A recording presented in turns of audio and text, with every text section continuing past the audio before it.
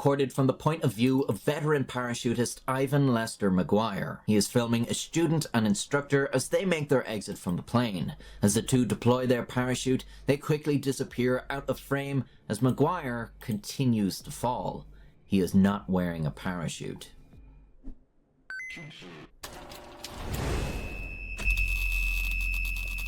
In April 1988, Ivan Lester McGuire is making his third jump of the day at Franklin County Sports Parachute Center in North Carolina, USA. The 35-year-old McGuire was an experienced skydiver with over 800 successful jumps under his belt. He will be jumping with a student and instructor, filming their descent for educational material for the Parachute Center. Today, a high-quality recording of this nature can be captured with small, inexpensive cameras readily available on the consumer market. But in 1988, this required heavy equipment, which is stored in McGuire's backpack. The plane carries the three to an altitude of over 10,000 feet, at which point they jump.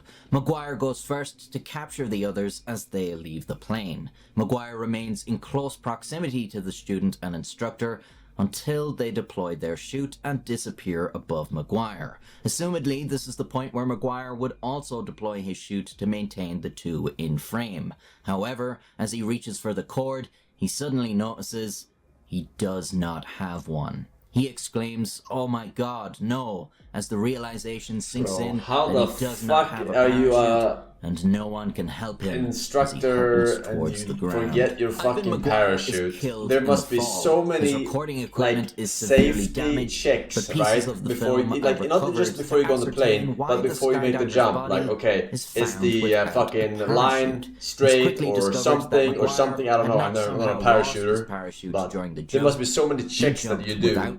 With his filmed confusion and distress seemingly indicating that this was unintentional. So how and why did such an experienced skydiver leave the plane without a parachute? Attention immediately turned to the plane's pilot. A Federal Aviation Administration inspector said of the incident, "There is a regulation, number 105, that states that no one may jump unless the pilot checks the parachutes," implying gross negligence on the part of a pilot who allowed a man to jump from the plane without even a pack on his back.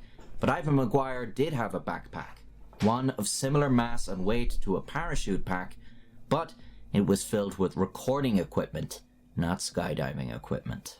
Ultimately, the incident was ruled an accident with no foul play suspected. It's thought that McGuire's camera pack was misidentified as a parachute pack by everyone involved, including McGuire himself. Given that this was his third jump of the day, McGuire may have allowed the repetition of events to dull his alertness, confusing the familiar weight on his back with that of a parachute without giving it a second thought. It was only as he reached for a pull string that did not exist that McGuire realized something was wrong. His mind may have replayed the day's events, at which point he'd know he had no recollection of bringing along the parachute. A horrible, sinking feeling that anyone who's left a set of keys, wallet, or phone behind will be familiar with. Only this was not a simple inconvenience.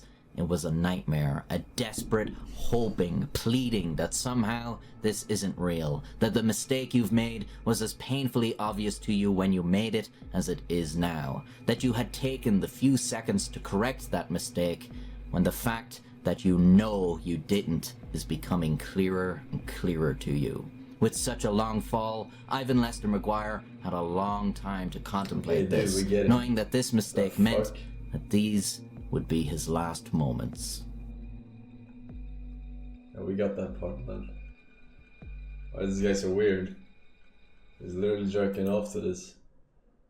Alright, what? They have criticized the human rights.